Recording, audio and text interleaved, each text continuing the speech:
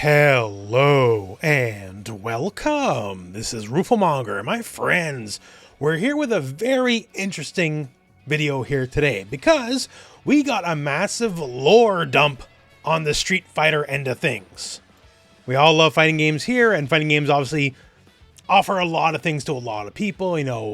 Just plain fun competition. But of course, the single most important part of fighting games is the story and the lore. Everybody knows that. So that's why it was a bit of surprise when on Twitter the other day, Takayuki Nakayama, who is currently the director of the Street Fighter franchise over at Capcom, just laid down a bunch of bombs about just the setting and the lore and the story of Street Fighter. Street Fighter 6 did a lot World Tour for like the characters themselves, but it didn't move the actual plot forward much. And there's still more than a few mysteries. And Takayuki Nakayama, well, he would know, right? And just going on Twitter, just answering either, a bunch of smaller questions and then some actual, actual bombs that actually change the world of Street Fighter as we knew it. So let me introduce you to some of the smaller things first, just nice little quality life lore bits, and then we'll get into the really big stuff. So first off, remember Peter from the Street Fighter V story mode? Peter, the cop that's just doing his job trying to apprehend an international terrorist, and for doing his job, Cammy beats the hell out of him. So we got Peter lore for y'all. So turns out Peter retired from police work after the incident. The oldest of his 3 sons became a police officer. Peter is retired and enjoys playing beach volleyball. So hey, if you didn't know, now you know. Took a lot of years, but we got the Peter lore update. Okay, what else? How about an update on Lucia while we're on the cop note? She is, of course, in Metro City. She's probably eating instant noodles again today. Instant noodles is kind of her thing. So the lore update here is, Lucia's probably not joining in Street Fighter 6. There's not much to say versus some of the other things we're going to get into. Some other quick updates. Hugo's still around wrestling. Most of the Street Fighter 1 crew is pretty much retired, although specifically he states Eagle is still an active fighter. Like Lee and Geki are done. Retsu is an old man complaining in World Tour mode, Street Fighter 6, right? But if Eagle's still at it, specifically, it makes me think they might have plans for him again in the future one day. He did have a very unique fighting style after all, and he is a pretty cool character. Dan's still doing his thing, and most of his students are much stronger than he is, which, you know what? I take that to mean Dan's a great teacher. I'm not going to hold that against Dan. Not all of his students are completely ungrateful like Sakura. He's got some stuff to teach. Also, fun Street Fighter lore fact, this is not what Sakura originally said. Values change over time. Minot is still at it, plucking away at the whole fortune teller thing. Balrog's out there still doing his thing as well. Cody's still the mayor of Metro City. So lots of little things, right? But now let's dive into the deep end of the pool on some of this stuff. Is Charlie Nash truly dead? Everything that happens once can never happen again, but everything that happens twice will surely happen a third time. More than a little bit of a mysterious quote. The thing about Charlie Nash is he's got like a 0-10 matchup versus M. Bison. Bison's killed him in Alpha, he's killed him in Street Fighter V, he keeps on killing him. Charlie, he's a bit of a sucker, honestly. But he does have a pretty cool moveset, right? So, I don't know, that's enough usually. So maybe Charlie will come back again one day, we'll see. On the life and death note, Gouken is still very much alive.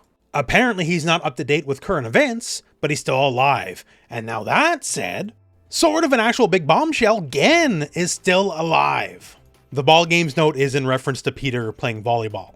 The last time we saw Gen was in the Street Fighter V story mode for Akuma, where Gen, doing the usual dance he does with Akuma, they've been doing it for quite some time. Akuma wants to be the strongest, but Gen is actually the strongest. And Gen is sick and dying and wants to die in a fight before leukemia kills him. Back when Akuma was a bit younger, they did the fight and Akuma was not on Gen's level. So, good inspiration for Akuma to get stronger, sure. And come Street Fighter V, okay, we're doing the battle again. You're older, you're dying, sure, whatever. Hits Gen with the Raging Demon. This is a move Gen has defended against before, but not this time, because he's shown lying dead on the ground. And yet, once again, from the big man himself, Gen's still alive, so he survived this some way, somehow. It can certainly be argued Gen has a lot of tricks up his sleeve. He's the strongest not magic character in the Street Fighter universe. Well, there's the argument for Cody, but that's another day, another video. But just interesting to see. Gen has been a target of the get replaced by the younger, sexier version style of branding Street Fighter does. And they've actually done it multiple times with multiple characters. Like, that's what made Gen feel like extra dead, because they're coming for him to replace him. They keep designing new characters to take his moveset.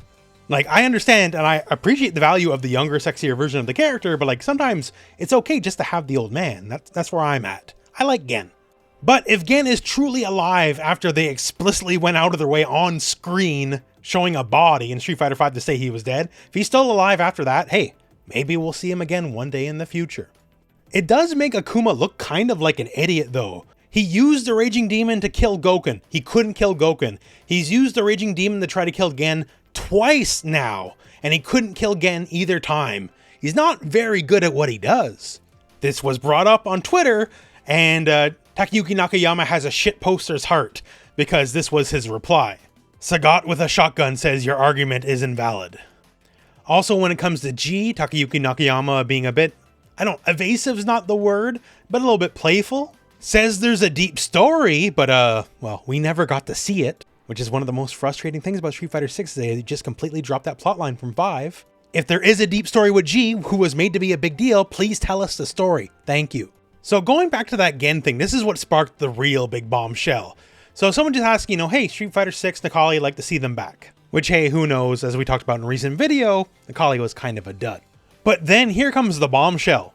So thanks for liking him. He is the embodiment of the Satsui no Hado equals Psycho Power, so he can exist in any time period. During Street Fighter V, the power of darkness was stronger than ever, so he appeared in the form of a warrior from prehistoric times. So 1, Necalli is the Satsui no Hado, like actually, physically, and by the way, the Satsui no Hado and Psycho Power are the same thing. What? What? Like 90% of all of Street Fighter's story and lore deals with either people dealing in and around the consequences of the Satsui no Hado, or it's people dealing in and around the consequences of Psycho Power. And now the director of Street Fighter casually drops, oh, by the way, it's the same thing. Like, I know it can't be exactly the same because they're presented differently at bare minimum. Satsui no Hado is usually presented as an angry red, and Psycho Power is usually presented as primarily purple with a little blue sometimes. And hey, those are different colors. And if they're different colors, obviously, that means they're different, okay? I don't make the rules. Now, of course, when you think about it thematically, there is a lot of similarities. They're both very much presented as corrupting forces. The more you give in to the Satsui no Hado, the killing intent, the more you lose your humanity. The whole struggle is Akuma doesn't care if he loses his humanity, versus Ryu, well, he very much does. He doesn't want to be that guy. And Psycho Power literally kills you to use it. Like, it corrupts you physically. The whole reason why M. Bison has so many clone bodies and bodies to go into is because he burns up bodies. He uses them up and he spits them out to keep using Psycho Power. So the theme of corruption at bare minimum is absolutely very present in both. Now, in a direct follow-up to that, because Rose was brought up, and Rose uses Soul Power, which is explicitly the same root as Psycho Power. You can almost think of it like light and dark side of the Force, I guess. So on the flip, he's comparing that to the power of nothingness, which is what Ryu and Goken use. Which, I guess, fair enough. They're both very pure. I guess the main difference is the power of nothingness that you see from Goken and Ryu is presented as like an advancement of the martial art, a purity of the martial art, versus Soul Power, which you'll see Rose and Minot use, is more presented as just like magic straight up. But I guess, as per the guy who's in charge, this is all very much linked. Now, the thing is, there's something to this. There's an old bit of lore on the official Street Fighter website, I'll link it in the video description, that kind of talks about exactly this. It's a conversation between Oro and Dalsum. Musings on a Still Night. These are also the same kind of articles that let us know about Aki years before she was actually announced. Basically, Oro can kind of make like a version of the Satsui no Hado, and he postulates Psycho Power, Soul Power, the Satsui no Hado, and even Yoga. They're all connected. They all follow the same roots. So yes, even Dalsum's Yoga Power is kind of getting drafted into this whole thing now too. And the whole thing will be linked once again if you want to read the whole story. But basically coming to the idea that, yeah, like, this all kind of has the same roots. The journey, the beginning is the same. It's the destination, how you get there, is what changes it up. Power itself is neither good nor evil, even in the case of Psycho Power or the Satsui no Hado. So this sounds crazy what Takayuki Nakayama brought up, but it's an idea they've actually been toying around with for some years. Interesting stuff. And going back to Nakali being the physical manifestation of the Satsui no Hado, I guess it would sort of explain the Street Fighter V version of Akuma's story.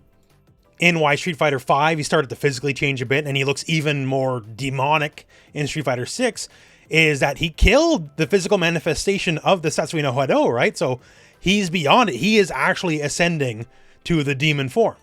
So now that all said, big fan of T-Hawk, big fan of Lily, big fan of everyone on the Thunderfoot tribe, right? It's one of my favorite little bits of Street Fighter.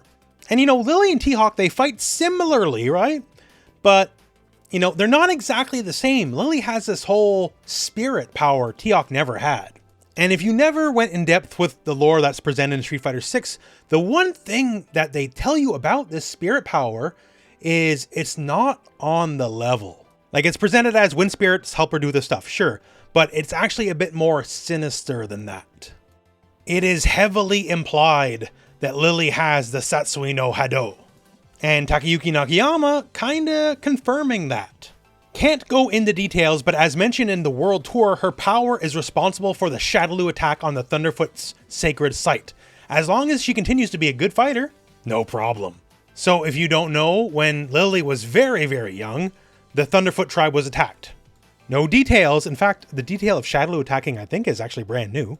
But T-Hawk saved the village, beat off the invaders, Lily's parents, I guess, died, and then T-Hawk raised her, and that's why she fights like T-Hawk.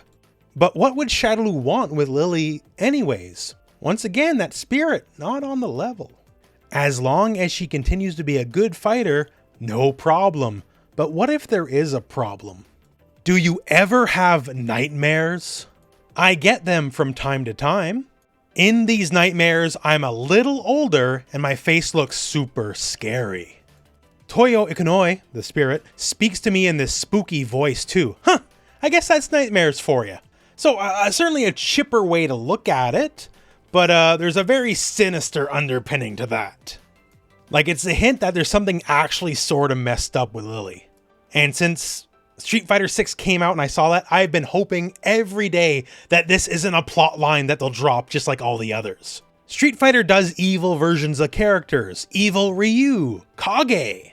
Super Street Fighter VI, I want Dark Lily. Come on, you know what'll be cool. You know what'd be cool. She can like palm your head like T-Hawk. No need for the clubs anymore to grab you. She can do Condor Spire without needing a buff to be good. Oh, I hate the buff system. I hate that Lily is literally a worse version of T-Hawk, a character who is already not good. Season 3, please. Please. Anyways, it's a very interesting plot line, and I'm very happy that Nakayama just like actually kind of addressed that a little bit. Maybe it won't be forgotten. And that's some of the lore dumps. So hey, dead characters turns out not so dead. Two of the major factors of the Street Fighter universe, Psycho Power and the Satsui no Hado, turns out same roots.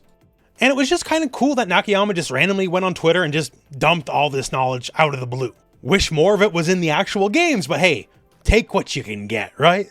And that said, my friends, that is the news and that is the video. So thank you very much for watching. Hope this video has found you well, and go out and play some Street Fighter.